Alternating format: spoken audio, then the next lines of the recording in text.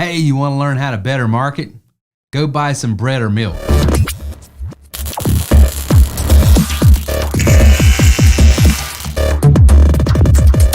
Hey, this is Terry Wilson with TerryWilson3.com, the home of TW3.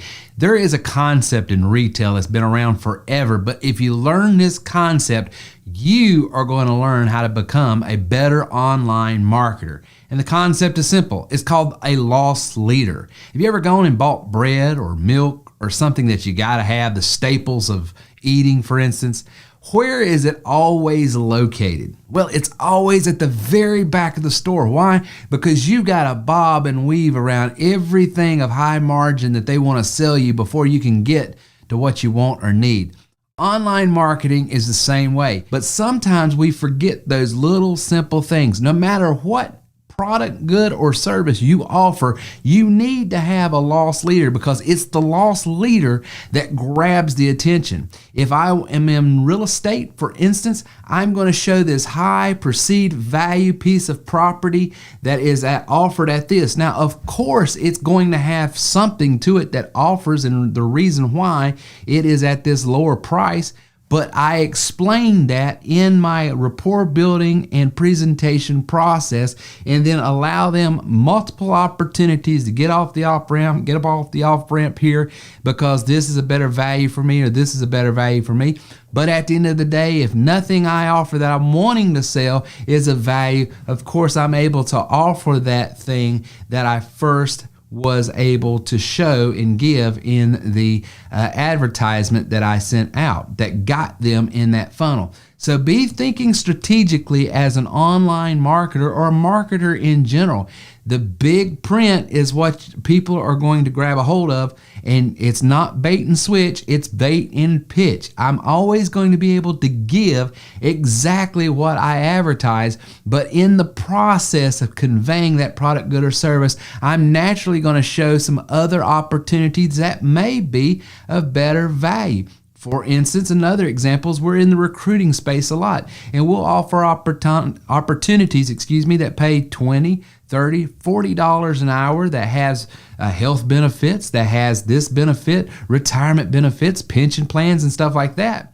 And we show that and say, here's what we have, but we also have these because we're trying to figure out what best fits the client. Sometimes a client wants to work strictly from home because of different things, or reasoning will be different for everyone, but they want a work from home opportunity. Well, that $40 an hour job with a pension plan and this or that may not pay you to stay at home. You might have to come into the office. So we give, the different scenarios. It's not bait and switch. It's bait and pitch. I can give them that $40 an hour job and maybe get paid $25 from the company I'm running those leads for and recruiting for. Or I might be able to find them their own work from home business opportunity that pays me $1,700. So it just depends on what the client needs.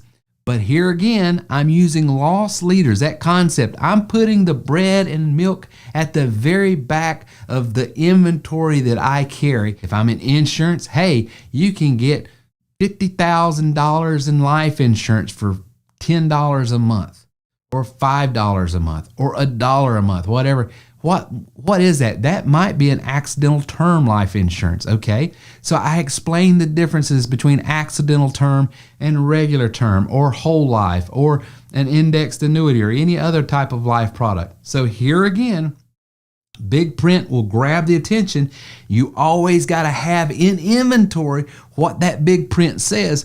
But along the way of getting to the bread and milk aisle, I'm going to educate the client as to, here, you can always go get that bread, but this bread is better for you. This bread does this. Yes, it costs a little bit more, but it's lower in this and it's higher in this and it's more, whatever I'm going to do to use that metaphor.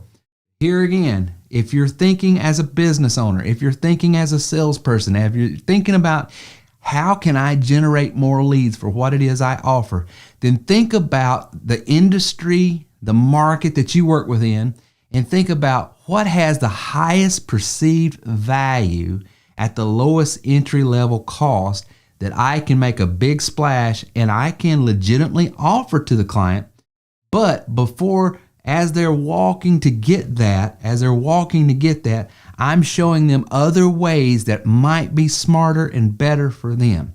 You'll think strategically like that. You're going to generate more leads, you're going to have happier clients, and you're going to be able to build a book of business. And here's the other thing.